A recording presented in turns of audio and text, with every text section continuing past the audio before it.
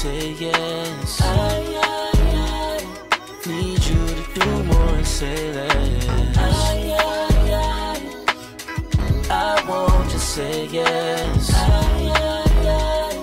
Need you to do more and say less. I thought you knew that anybody can do that. Let me ask you this question, Karen, and I know you've commented on this before, but I've missed it, so I want to hear you. How do you feel about specifically, and I won't name names, I won't drop names, but specifically influential Black folks right now that are encouraging people to not only not vote, but are also saying, if you're not for Biden, don't feel like you have to vote for him.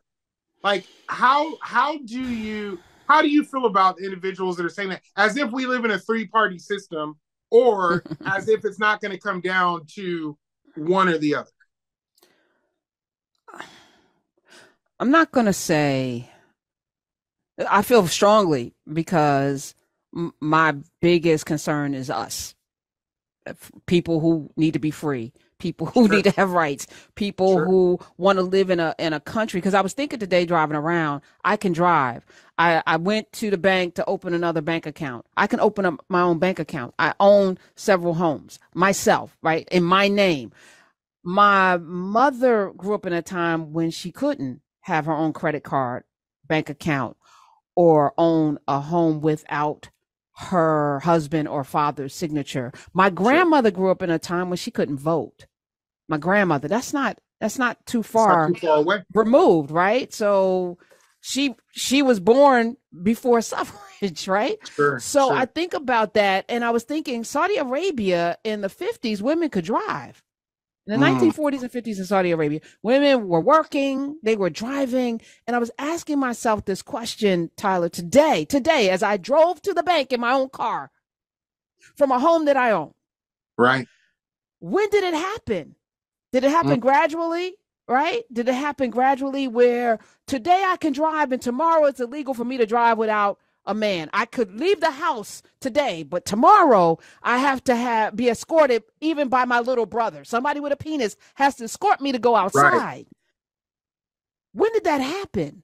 And it happened legally, right? It was codified into law.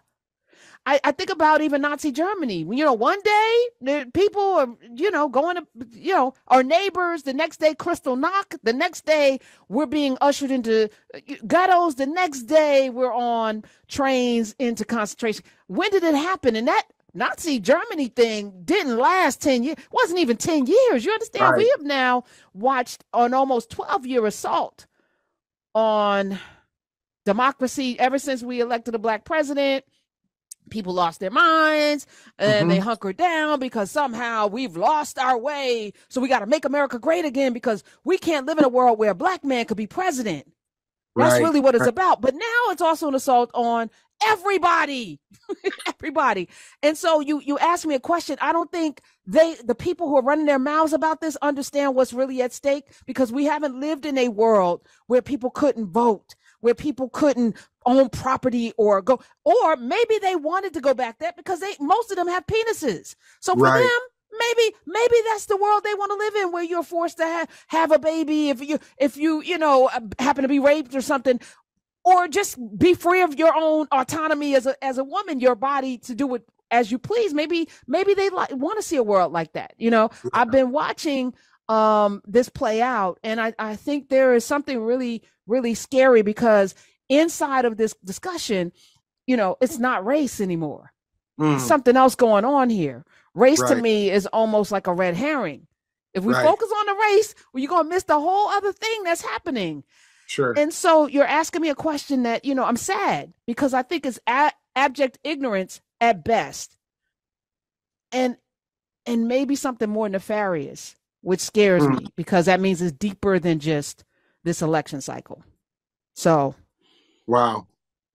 And I don't know what to do about it, other than, people need to raise better children. I don't know, like y'all, it's got to start in the house somewhere. I don't know.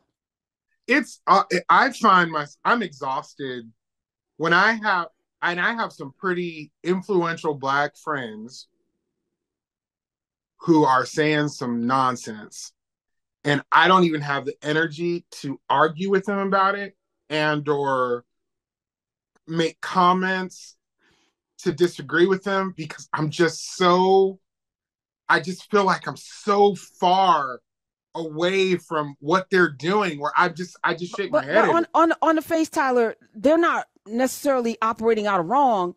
You know, black people vote, which we do 90, 85, 90% of the time with Democrats. And what have we gotten, you know, and I can do a laundry list, but it's not reparations at the end of the day, right? Which is the only right answer, right? So if it's not reparations, then they haven't done anything.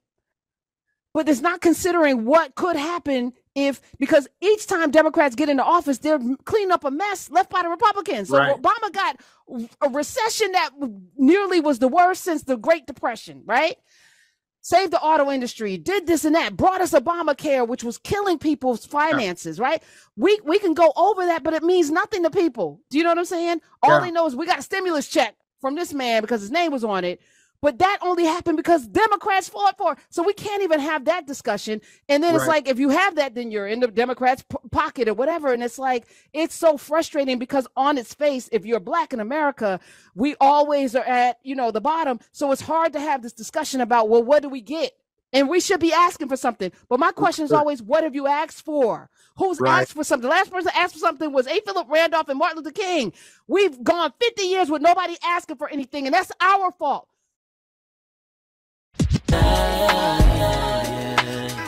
I won't just say yes. Need you to do more and say less. I won't just say yes. Need you to do more and say less.